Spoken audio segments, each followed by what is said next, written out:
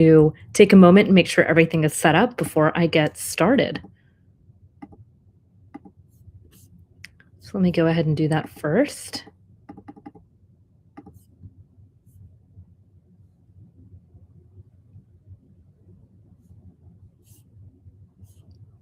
All right, looks like we are live on all platforms.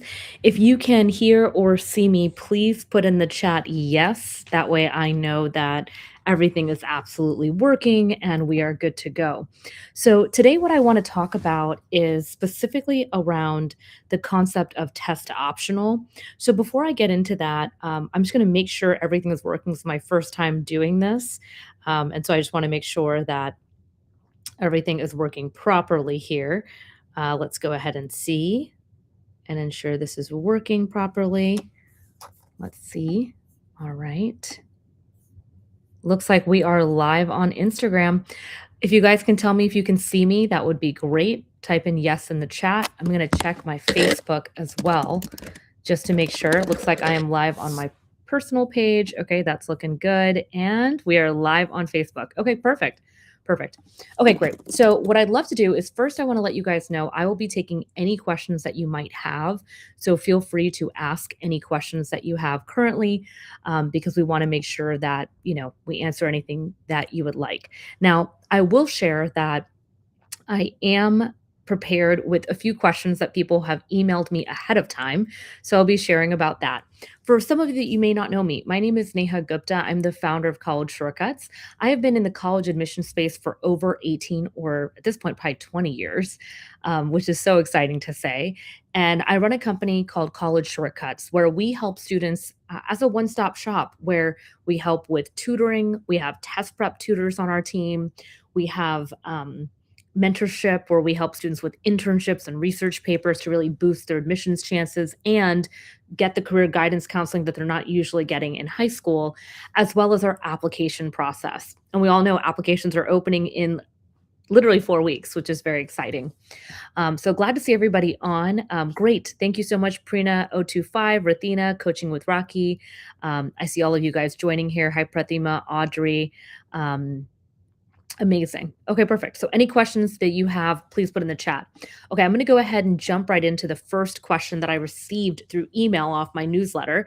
If you are not part of my newsletter, you can absolutely sign up at collegeshortcuts.com. At the bottom, you can sign up a newsletter. Or if you want to schedule a call with me, you can see right here how to do that. All right, so first question I get that's very simple is what exactly does test optional mean in the admissions process? Now, keep in mind, this only happened after 2020. And so that's why so many people are a bit confused about what it exactly means. So, what it means is that test optional means you can either choose whether or not to submit your SAT or ACT scores.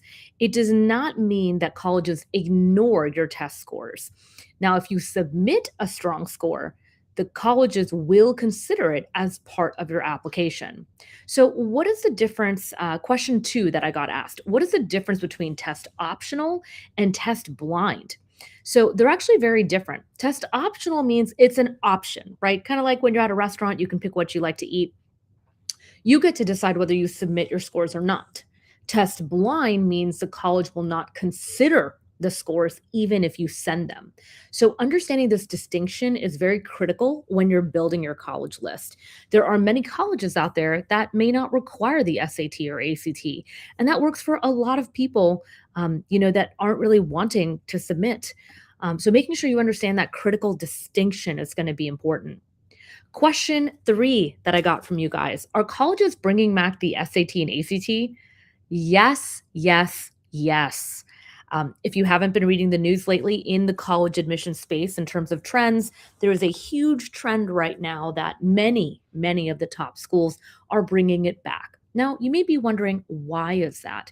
Well, we're at a point where people can go to test centers. People can rebring their kids to, test prep places and everything. And so colleges are bringing back something that has been around for years and years and years because they use it as a data point in admissions.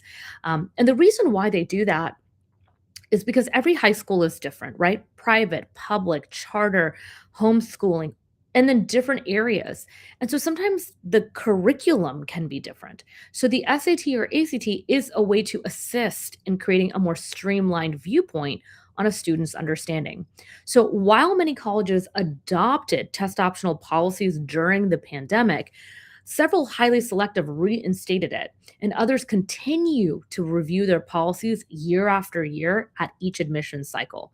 Now, at College Shortcuts, we keep track of all of this. So if you're interested in learning more about how we can assist you as experts in the field, please schedule a call at collegeshortcuts.com. You can click in the top corner, you know, get my IV action plan and talk with me specifically so we can really take care of you.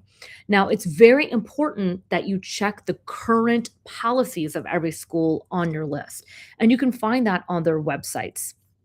I'm going to pause and take a look and see on Instagram if we've got any questions here. Okay, I see Anita, Deepthi, Johnny. Nice to see you guys. Okay, perfect. You, Chunder. Cool. All right, awesome. Okay, beautiful. So let me go ahead and see here if there's a way. Let me take a look. No, there is not a way to see that. I'm curious if there's a way to see on my screen right now where I'm located. Nope, I'm not seeing that. Okay, no worries. I will check some of the other platforms for questions as we go along. Okay, question number 4 that I got. If a college is test optional, should I still take the SAT or ACT? Now, this is a question my students like to ask because, a lot of them think maybe they can just get out of it. Now, if you are going to schools that are not in the top 100 and again, I want to be very clear. We help students with all types of admissions. There are over 2,000 colleges in the United States of America. Okay. And of course, we help with UK, Tokyo, all over the place. But if you're looking at US schools, there are a lot of schools outside of the ones you know, and many don't always require it. But if you change your mind later on and say, hey, actually, I want to try this, well, then you should prep for the SAT or ACT. A strong test score, this is what it really can do for your application. It can strengthen it. It can demonstrate that academic readiness that they're looking for or intellectual curiosity level. It can help you stand out among other applicants, and it can improve your chances for merit scholarships at many colleges. So even if you ultimately decide not to submit your score, having the option is so important. I'll tell you a little story. My cousin out of Philadelphia, I don't know if she's watching, but I love her. Anyways, when I was at UPenn doing my master's there, and when I did my master's at UPenn, I would stay with this cousin all the time, and she has 2 teenagers. When I was at UPenn, I was studying everything about curriculum design, working with the admissions team, talking with lots of different people there and professors around what they look for at these types of schools. Well, my cousin called me recently and was like, hey, I think we need to do SAT prep for, my niece. And I said, sure. So they started working with us. They did about 20 to 30 hours of tutoring. Students scored in the 1500s. And it went from, honestly, she was at a 1250 or so. I really didn't think that it would go that high, but she did the work. And my cousin asked me very clearly, please make sure not to pressure my student, make them feel less than in any capacity. We want them to be happy and great. And I said, absolutely not a problem. Our goal is not to make anyone feel bad. It really is about getting the prep that you need. And I'll tell you, my parents, they're not from here. And what they did was they put me in so many different prep programs. They put me, because they were kind of trying to be smart about things, they put me in things where it was me with a bunch of other people in the class. And the tough part about that is they're really playing against the lowest common denominator. So if you are a top student and all of a sudden you're in a class with all of these people, it's really tough because it's like you're already knowing the material, but then they're teaching to the lowest common denominator. So you're not really getting the level of unique help that you need, which is why at College Shortcuts, I don't do group tutoring, because I've seen over and over, it's not really great for the families that we work with. And so to me, I find that, kind of frustrating. Why would you pay for something when you know it's not going to be the best for your student? And they're spending 3 hours a class, which I don't know the last time any teenager can focus for 3 hours. I mean, unless it's Snapchat or Instagram. Okay. Question number 5. How do I know whether I should submit my SAT or ACT score? This is a question I get every single time on all of our IV action calls. look, there's not one universal cutoff. It's not like, well, I mean, I guess I could say, I mean, if your score is extremely high, like we have students that have 36s on the ACT, 1500s and above on the SAT, then yes, of course, submit. But this is how you do it. You want to compare your score with the college's middle 50% admitted student range. And you need to consider things like your GPA, your course rigor, your intended major, your strength of your extracurricular activities, and the rest of your application. All of these pieces matter. And the right answer may be different and usually is for each college on your list. So, ensuring that you're doing that research and seeing. So, for example, my alma mater, I went to Rice University as well. Their average scores are between like 1530 and 1580 is typically their range. Now, I want to be really clear that's not an average score by any means, but Rice is a very competitive school. So, if you've scored an 1110, may not want to submit that score, right? And look, we know that sometimes when you take a test, you may be sick. I'll never forget. I was prepping so much for the SAT. I was so stressed out I think 11th grade is the hardest year, which is why I care so much about the families we work with and we support so many families even as early as 5th, 6th grade all the way through. But, the 11th grade, 12th grade is a pretty tricky time. And I really became the mentor I needed because I got so stressed, I made myself sick, and when I took the test, my one of my SATs, my score dropped by over 100 points because I was deathly sick. And so I think it's really important to make sure you prep, you stay healthy. All of these different things matter, and having a coach by your side can make such a difference. Um, so many high achieving people like me, if you've watched my TEDx called Is Achievement Killing Us? We forget about the importance of fulfillment and the other beautiful things in life. Like for me, for example, one of the books I am currently reading is this book right here, The Ruthless Elimination of Hurry, right? As an overachiever, I've needed to learn how do I take time, slow down, get things done, but also do the things that bring me joy. So I'll show you a little, I know I'm on a tangent, but I'll show you, for example, I used to be a very big artist in high school, is one of my differentiating points. And so while I have not done much, I will take maybe 5 minutes sometimes and do a little bit of art. So I tell you this because these are the kinds of breaks your students actually need. We don't need to be stuffing them with hours and hours of prep without being um, smart about how people study. So want to do some quick hellos again. If you haven't scheduled a call to learn about more about what we do, please schedule it. We do have calls available tonight, this weekend, and next week. I will be leading those, so please join in. And we only allow a limited amount of parents on those. So if you're able to make it, go to collegeshortcuts.com and schedule. Want to do some quick hellos. Hi Prabha, hi Mega, hi Omar, hi Pavi Khan, hi Sungscrom77, Finisha, hi Pedal Pusher, hi Anita's Hope Tail Silver Hair. Love the silver hair comment. Jani Gayatri, SCH, Syed Nematullah. Nice to see all of you guys on. Quick hellos there. Okay, beautiful. All right, let's go to my next question. Question number 6 from you guys. Does applying test optional make it easier to get admitted? The answer is no, not really. If you don't submit a test score, colleges often place an even greater emphasis on the following. They're going to look at your transcript, your academic rigor of what courses you selected, the grades you made, when you took your classes. They're going to do heavy emphasis, and they already do, on your essays, how you interview and how you pitch yourself. Yes, just so you know, a little tidbit, UPenn interviews 80% to 90% of their admits they say yes to. So yes, showing up nicely, hair, looking good, looking the brand really matters. We teach our students this through all our mock interview prep. In the essays, they're so important, guys. I cannot tell you the amount of seniors that are on my call saying, I have some ideas for my essays. Guys, that's not okay at June 30th. Yes, this is alive. I am not AI. This is real Neha. But essays are crucial in the admissions process. And here's the little thing maybe your student hasn't told you. Those supplemental essays have been available since January, and so has the Common App prompts. So they know the prompts for the last 6 months or 7 months.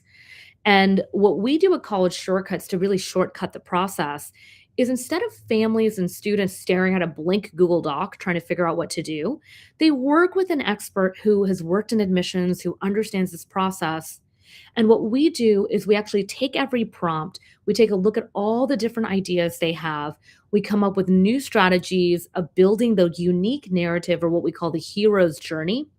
And then we build this beautiful hero's arc and story, and we outline for the student everything they should work on. We even give them essays that have gotten into universities, especially in the last year, because we know every year everything keeps changing. So we give them that. And so they know their writing style. They know exactly what they need to do. So they go from ideas, which, all we know, you can have millions of ideas. If you don't execute, it doesn't really matter. And so what we do is we help them to have a really good framework for their writing. And a lot of our students can sometimes be STEM business focused students, and they're scared. They're insecure about their writing. They have concerns that they don't know what the admissions officer wants. And they're not going to tell you that as the parent. They're just going to keep procrastinating, which is, in my opinion, the middle name of every teenager on the planet currently. So, essays are very, very important. Activities, what you choose to do, which is why we created the mentorship program where you have research papers, you have internships with real world industry leaders. You can see all of my team on my About Us team page. We're one of the few agencies that puts full bios of our team. Most companies of our size don't do that until you sign up. We want to make sure you know who you're working with. And a lot of my team are either geniuses that are an undergrad or master's and PhD. So most of our team is what we call the gray haired team because we've been in this space for a long time. They also will take a look and see your leadership and what type of letter recommendations you get. And a lot of people don't realize, but letters of recommendation are extremely important. And how you ask for them matters. We have an entire strategy we do in Application Fast Track on how to get non generic letters. So that's the overall view outside of the test score if you don't submit one. So a strong application is still essential. Question number 7 that I received: is a lower SAT score always better than submitting no score? Here's the answer: not necessarily. Again, it is very school dependent. We go through this with all of our students. Sometimes submitting a score can help your application. Other times, withholding that information can actually be a better strategy.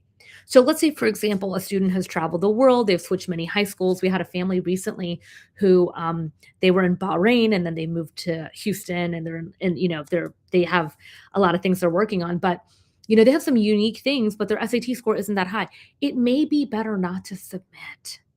And so we look at the colleges, what's test optional, what's test blind, what makes sense. And the decision will really depend on your academic profile, the specific college, as well as your overall story. Some families have unbelievable stories. We have families that have gone through really hard things. And so how we share that, not in a sob story, but in a hero's journey arc, what you've learned, what you've reflected, the questions I highly recommend for homework for everybody tonight. Take a look at the essays and the prompts. Just do a simple Google search for the top 50 essay prompts. And I will tell you, for the colleges, they are so reflective of what they expect out of a 17-year-old. And so, what we do is we really help them to do that reflection and find those magical moments. One of my students, his name starts with the letter V. He wants to be a neurosurgeon. Let me reframe that. And he is currently shadowing with surgeons. He actually saw a surgery recently, not neurosurgery, but of someone's wrist. And I asked him, hey, what was that like? And so he was able to kind of put together his thoughts. And I said, okay, let's kind of put these thoughts somewhere. So next year when you apply, we have all of that information because you're in the moment of that experience. And I always ask that question because, being a surgeon is no joke, right? Like, those are crazy hours. It's a lot of work. But also, we've seen students who never, I went to Rice, my friends at Rice Baylor, some people passed out when they saw blood and some other things. Probably a good thing to find out ahead of time before you apply for BSMD, right? So these are the kinds of things we love to see our students doing. Okay, question number 8. And by the way, I'm reading through my questions here. If you have a question, feel free to add it in the chat. Quick hellos. Hi, Prabha. Hi, Mega. Hi, Pedal Pusher. Hi, Kinjal. Hi, Lunaret. Hi, Ash. Hi, Shilpa. Hi, Mahanze. Hi, Tamana. Beautiful. Guys, thank you so much all for joining. It's so nice to connect with each and every one of you. Also, I'm looking on Facebook as well and on YouTube to see if we have any if we have any comments here, just so I can make sure I answer any of the live chat here. So just let me know. Let me know if you have any questions here. Okay. All right, cool. Let's go back to it. So next question, and I only have 8, 9, and 10. So after that, we'll be closing down unless you have questions. And I will say, if you have particular questions that you want me to answer, add them in the chat. And of course, feel free to schedule a call with us. We do have these amazing group calls that I lead to help you learn and navigate the admissions process. Question number 8, can I submit my SAT score to some colleges but not others? Yes, you absolutely can do that in the Common App. Many students submit scores to some of their colleges while applying test optional to others. You need to make sure that you're checking with your high school that they are not putting your scores or certain PSAT scores all over things. You have to check with them and ensure that you know what kind of documents they're sending out. You should also make the decision on a school by school basis rather than using the same strategy everywhere. The reason I say that, for example, is sometimes students think like the why this college essay, they can just write the same thing and just change the college name. That's the number one way to get rejected. It really is about being nuanced about each school. Question number 9, what are the biggest myths about test optional admissions? Answer, here you go. Some of the biggest misconceptions include the following. Test optional means test scores don't matter. That's myth number 1. Number 2, no one submits their score anymore. As somebody who works with a lot of students year after year with our team of 20, we go through thousands of essays, we review hundreds of scores. No, we have a lot of our students submitting their scores because they have great scores after working with our tutor. Okay, third myth, applying test optional automatically improves your chances. No, that's not true. One SAT strategy can work for all colleges. None of these statements are universally true. So please do not assume that these myths that you hear online or other places or on different articles you read, these are myths in the admissions process when it comes to test optional. And here's my last question that I got from you guys. What is the biggest mistake families make with test optional admissions? I'm going to tell you what it is. Number 1, most families wait to do test prep. Type in the chat when you should start test prep. When do you think your students should be studying for the SAT or ACT? I'm curious to hear what you say. I have a specific thought in my mind in order to avoid stress and anxiety, but that's really important to note. I see Luna saying she has a question. Luna, can you please put your question in the comment? That would be awesome. Can you type your question in the comments of Instagram, and I will read it. I think I'm trying to see if there's more questions here. And hi, Rathina, nice to see you. So yeah, if you can ask your questions in the chat now, I will take a look. That would be great. Okay, cool. All right, so let's get into it. What is the biggest mistake? Treating test optional is a simple yes or no decision. The strongest applicants build a strategy based on each college, their academic profile, and then the rest of their application, not just a single rule. And here's what I will tell you. SAT, ACT prep needs to start in 10th grade. It needs to end by 11th grade summer, preferably by July. Why do I say that? If you think about junior year, it's the hardest year of high school. Senior year is hard, but junior year is much harder. So you're going through your subjects, you're doing your classes, maybe you're the leadership of things, of clubs. You have the PSAT that qualifies for national merit. So why not have started that 10th grade spring and summer so you're prepped for the PSAT? It is not a practice. It qualifies for national merit. And then you can take the SAT or ACT again, fall semester of 11th grade, and 1 or 2 times in spring, and then you're done. The biggest mistake I see is that students don't prep properly. They just kind of like lollygag through their junior year. Then they try to get serious. They take it in June. They don't like their score. They're taking it in August, right before senior year, while they're working on college applications. They don't like it again. They didn't give themselves enough runway. And then they have to take it in October up against early decision deadlines. This is the worst strategy that you can do. It's a real big problem. And one of the reasons why I say that is because it's really setting your student up for like not success. Let me see a question here. Let let me see. Let me take a look here. Okay, so we see here Prabha Luna, I don't have your question yet. Okay, I see Rathina. My daughter's going into ninth grade. How do I support her in getting into Ivy League schools? What should we do to start the preparations? I would like to know the complete plan. So I'll do a real quick rundown, and then I'm going to get into Prabha's question, which is a bit more of a like a big picture question about is college worth it? Which I love that question. So thank you for asking it. So, Rithina, let me tell you how it works. Basically, in the process, in ninth grade, what people do with us at College Shortcuts is first you would schedule a call with us. We have a comprehensive mentorship program that can run, depending on how many years you sign up for, from ninth grade all the way through 11th grade. And in those 2 years, if you follow up and work with us, what we do is we build research papers on topics of choices and related to the major interest. We do internships with industry leaders, and we help them for their college applications for the summer applications specifically. So by the time a student is done with us after 2 years, ninth, 10th, and 11th, they may have two research papers. For example, let's say a student's interested in pre med, they wrote a paper on CRISPR and genetic editing, they wrote a paper on the opioid public health crisis. They did an internship experience with someone on our team like Dr. Joshua or Bridget or Chelsea, who are all in medicine. Some are from Cornell, some are from Watch U, Full Ride, great schools, and they'll do a project or a presentation. Maybe, for example, a student did something on a full analysis of every type of surgery and what she's interested in. And they create these types of passion projects with us. And let's say the student goes into one or two different summer programs. We have a list of summer programs we have seen work on students' resumes getting into top 50.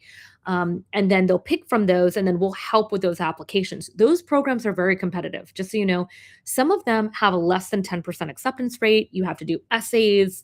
You have to write a full application. It's like applying to college, but for a summer program. And so 100% of our students get into a summer program working with us on our mentorship program.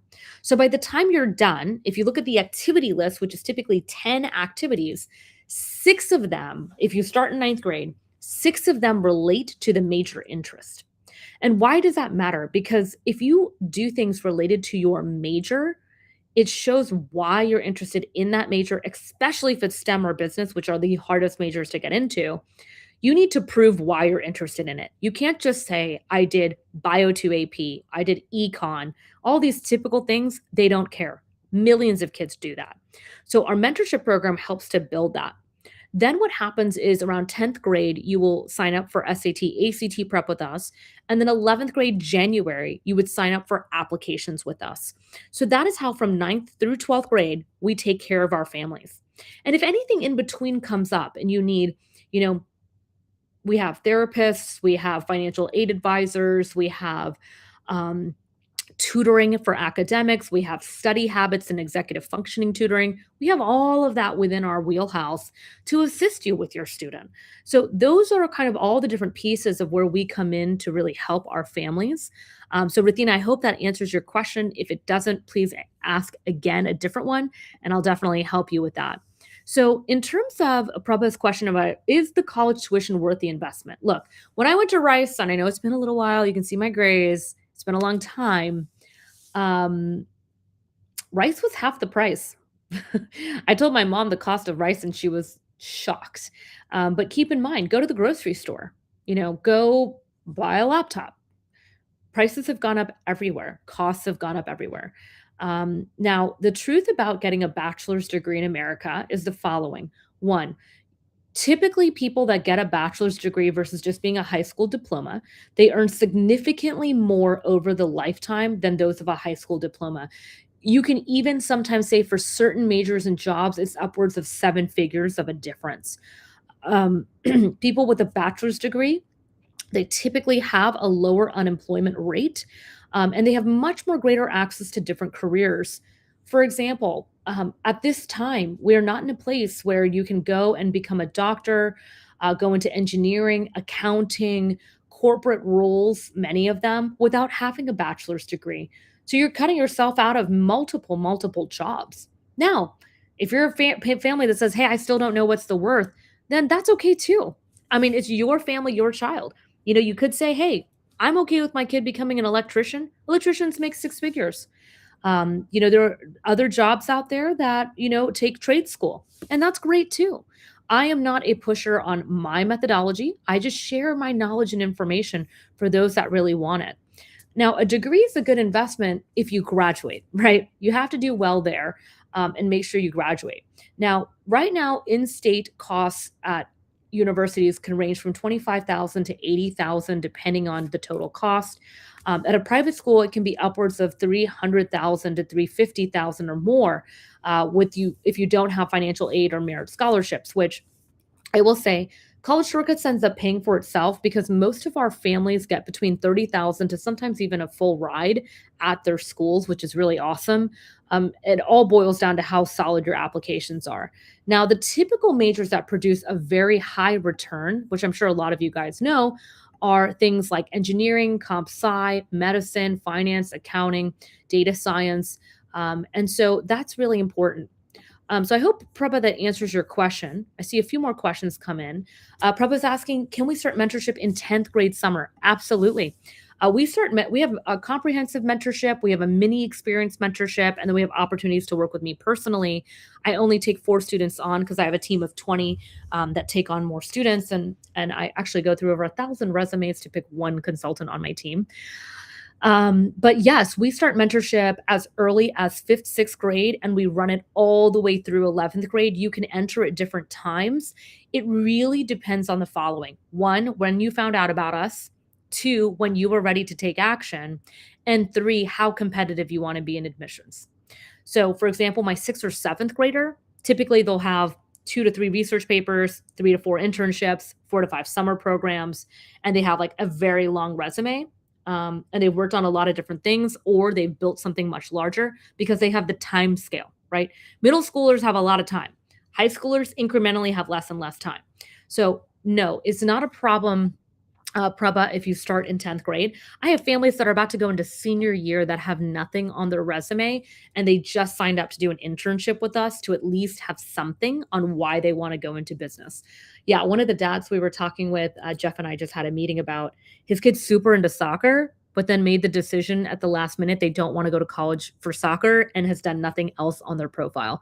So we are looking to see what we can do at July, August, September to really build a solid profile while doing applications, right? So it's a lot to do at the end. That's why I always recommend getting started earlier. Rithina, you're welcome. So glad. Hi, Niela. Nice to see you. Okay, my nephew wants to be an electrician, but my daughter wants to be a cardiologist. Awesome. Awesome. Kids all want to do different things. And so I will say that it really depends on the different strategies of what you want to do. If a student wants to go into being an electrician, they can go to trade school. They don't really need to listen to me. That's just the truth. But for the student that wants to be a cardiologist, oh yeah, pre-med, 1/3 acceptance rates than what you're seeing. So if you see a college that has an acceptance rate of, let's say 6%, it's barely 2% for pre-med, just so you know. So it's very competitive when you do those types of majors.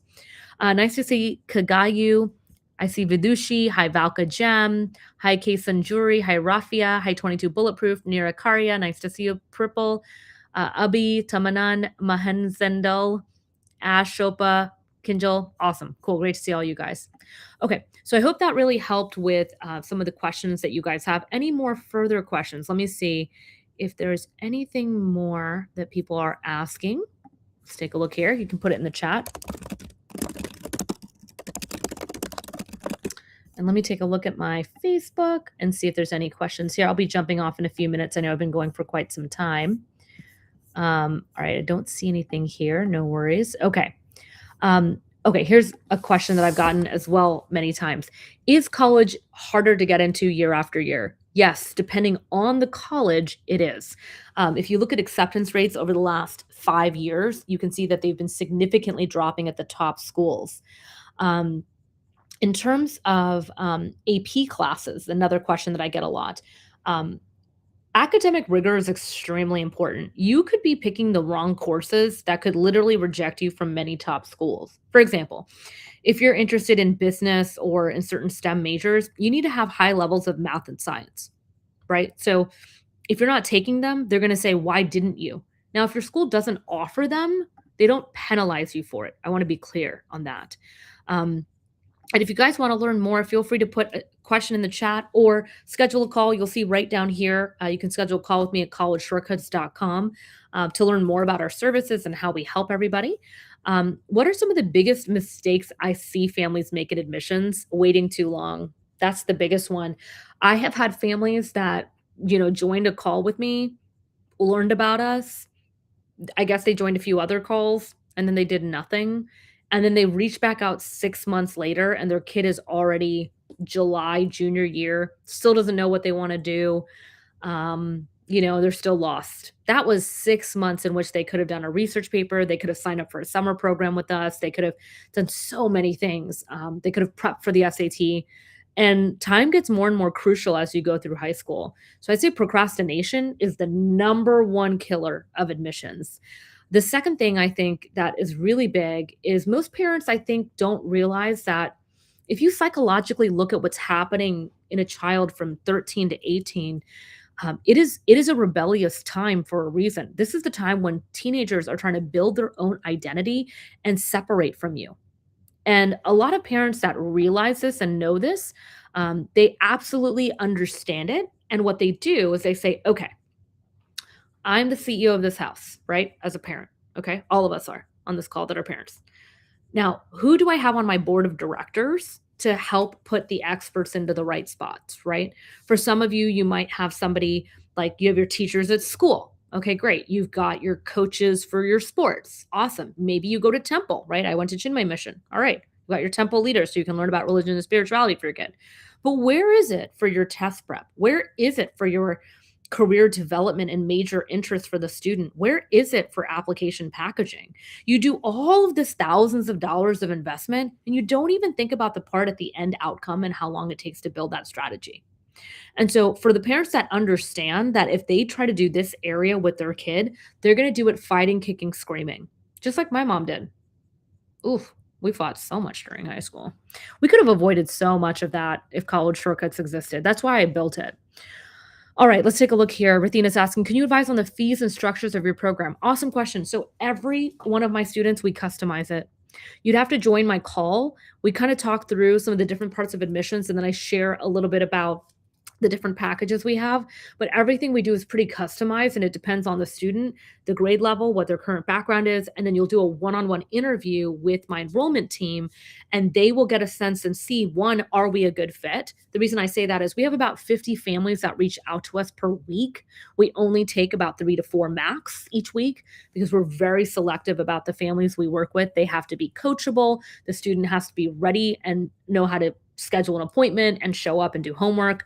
So we have a lot of rules around what we're going to tolerate in terms of our students. We want to make sure that these are, these are hardworking students, and parents want the best for their children. So these are the types of families we work with. So the one-on-one interview is where we talk about kind of the fee structure and where we can, do that. I do that a little bit on the one-on-one call, which you can join. I have one later today and also one on Sunday. You're welcome to join those and I can kind of walk through that. But I typically, again, it's mostly customized. So I hope that helps. Hi, A.W. Beekman, Martinez Maria, and Nivade, Satrio, Anine. Nice to see you guys. Great to see everybody here. Okay. Last few questions I'm going to go into. What are colleges looking for outside of test scores and grades and things like that? So the biggest things I think are the number one mistake I keep seeing in admissions is students just keep racking up extracurriculars without a strategy. Even families that have a strategy, they don't know how to package it well. So I'm going to give you an example. For some of you, you may know different brands, but I'll just use a very simple example. When you're at the grocery store and you're picking pasta sauce, right? There's stuff at the bottom shelf, right? And then there's stuff higher up, right? We all know that higher shelf stuff is more expensive.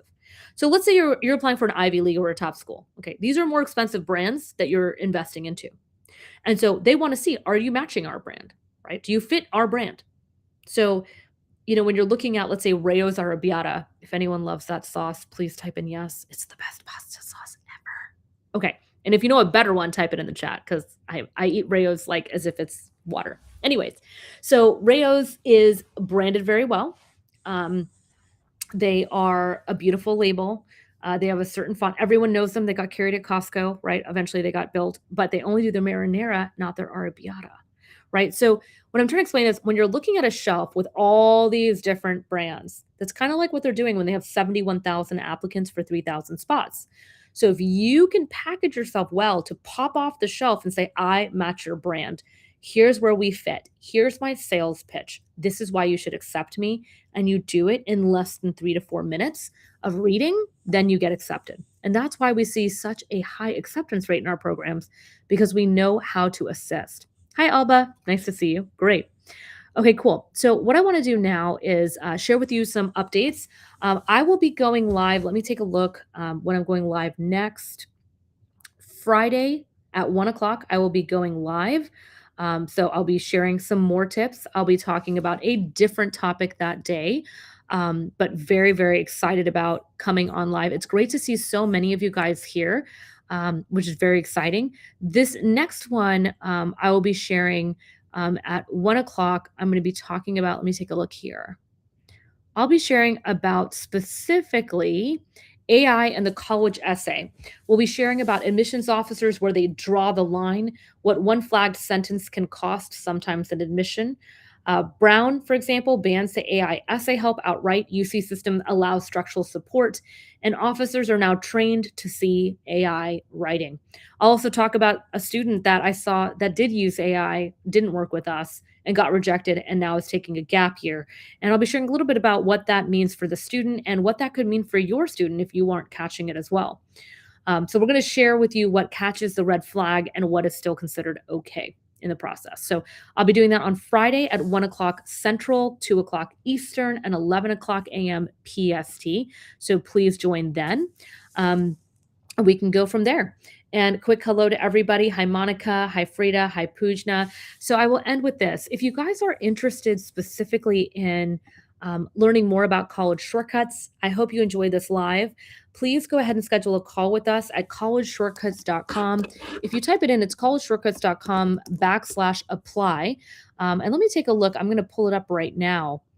Yeah, let's see here. So the next time you can schedule a call is this Sunday and Wednesday of the following week. And we have some the following week, Monday and Tuesday. But if you do want to jump on, definitely reach out, schedule the call there at collegeshortcuts.com/apply. I am doing it on July 4th weekend on the 5th at 6 p.m. Central. So you can join a private one-on-one with me. Before that call, if you fill out your detailed assessment, I review it with my enrollment team, and then I actually give you pointers about your student and where you have gaps in your profile right there on the call. It's a very collaborative environment. You get to meet other amazing parents just like you. So please join. It's completely free. So please come and learn. But I always highly recommend it for our families because what I will always say is this: you don't know what you don't know. And in admissions, you lose 100% of the shots you don't take. So we are really big on curating school lists, building students' profiles, and really helping students get into the college of their dreams. So I hope you enjoyed this. I really enjoyed speaking to each and every one of you. Thank you for all your amazing questions. And I hope you guys have an amazing day. Bye, everybody.